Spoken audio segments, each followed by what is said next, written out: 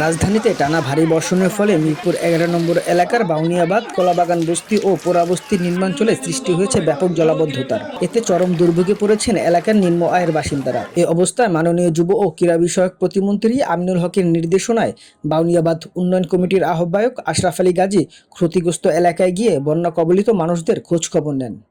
পাশাপাশি টানা দ্বিতীয় দিনের মতো ক্ষতিগ্রস্ত পরিবারের মাঝে খাদ্য সামগ্রী বিতরণ করেন। এ সময় আশরাফ আলী গাজী বন্যা দুর্গত মানুষের সঙ্গে কথা বলেন এবং তাদের বিভিন্ন সমস্যা সম্পর্কে অবগত হন। আপনাদের সমস্যা দেখার জন্য আমরা যাদের খাবার নিয়ে আসছি এটাই মূল উদ্দেশ্য না, যেহেতু হঠাৎ করে আপনারা রান্না বান্না কোথায় করবেন এই উদ্দেশ্যে আমরা খাবার মন্ত্রী সব বলছে তাদেরকে খাবার দিয়ে যাই না আসেন তাদের মূল সমস্যাটা কি। আমরা মন্ত্রীর হিসেবে নির্দেশনায় আজকে আপনাদের খোঁজটা নিতে আসছি এই জন্য যে আমরা আলমগীর আমরা কিভাবে আপনাদের পানিটা সরাই দেওয়া যায় মূল চিন্তাটা আমাদের এই জায়গায়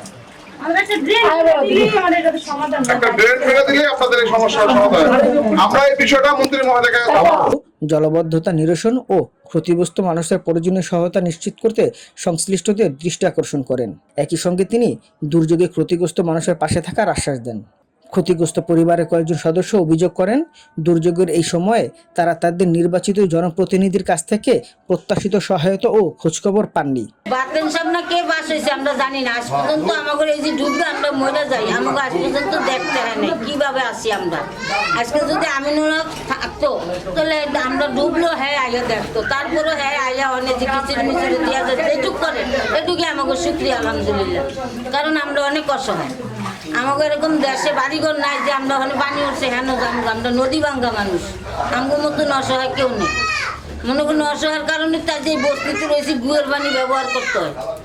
মনে করেন অনেক আমাকে সমস্যা, চুলকানি মুলকানি অনেক কিছু হয়, খাবার পানি খাইতে পারি না, আর গ্যাসও নাই যে আমরা পানি ফুটাই খামো, আমাকে কাঁচা পানি বাধ্যমূলক খাইতে হয়। এই বাধ্যমূলক কাঁচা পানি খাইলে আবার ডায়রিয়া হয়ে যায়, এতে আবার হসপিটালে দৌড়ান লাগে। কিন্তু এই যে বাতেন সাহেব বোর্ডে পাস করছে, কোনো দিন আইয়া আমাকে বস্তিতে আইয়া হুসকিও দেয়নি, কেটা পাস করাইলো তার এইটা আমরা জানি না। তাহলে সে কি পাস করলো? পাস যদি করি তাহলে সে আমাকে আইসা দেখতো যে আমার এই জনগণে পাস করেছে, তাহলে কেমনে পাস করলো বোর্ডে? পানির লেগে আমরা বাইরে বাড়িতে পারি না, বৃষ্টি নামলে পানিতে ড্রেনে পানিতে আমাকে বইয়া যায়, খাওয়ার পানিও আমরা নিতে পারি না। বাচ্চা কাচ্চা আমরা অনেক কষ্ট করি, আমরা বাইরে বাড়িতে পারি না, খাওয়া আনতে যেতে পারি না, চলতে ফিরতে আমাকে অনেক কষ্ট হয়। জন্য আমাকে কষ্টটা যদি আমরা সমাধান করে দেন তো আমাকে অনেক ভালো হইতো। আমরা বাতুল মিয়াকে হের আমরা চিনি না, হ্যাঁ কিভাবে ভোট পাইছে কিভাবে হ্যাঁ হয়েছে এমপি আমরা জানিও না। আমরা জানি এখন আমরা যারা চিনি আমাকে ঘরের দ্বারা যারা আমরা যাদের যাদের দৌড়ে পাইমো আমরা হ্যাঁ করে চিনি। জন্মের থেকে আমরা এই জায়গায় আছি, আগে এরকম পানি উঠতো না, এখন পানি উঠে আমাদের পাশে একটা বড় বিল্ডিং উঠছে, ওই বিল্ডিং ওঠার কারণে এখন এই জায়গাগুলো আটকে গেছে, যার কারণে পানিগুলো এখন আর ওদিকে সরতে পারতেছে না। এখন আমাদের সমস্যাটা ওইদিকে ড্রেন আছে, আমাদের এখানে এসে কোনো রকমের খোলামেলা অতটুকু ঘুরে গেলে আমাদের এখানে পানি উঠে যায়। কারণ ওই জায়গাতে যদি আমাদের ড্রেনটারে পুরোপুরি পাকা করে ভালো করে বানায় দেয়, ড্রেন বানায় দেয়, তাহলে আর এই পানিগুলো এখানে জমা থাকে না, ডাইরেক্ট ওই বড় ড্রেনে চলে যাবে। আমাদের দাবি এই ড্রেনটা যেন আমিনুল ভাই আমাদের ড্রেনটা পরিষ্কার করে দেয় আর ড্রেনটা করে দেয়। তাদের ভাষ্য, এই ধরনের সংকটে আমিনুল হক ও তার সহযোগীরা নিয়মিত তাদের পাশে দাঁড়িয়েছেন এবং ত্রাণ ও মানবিক সহায়তা নিয়ে এগিয়ে এসেছেন।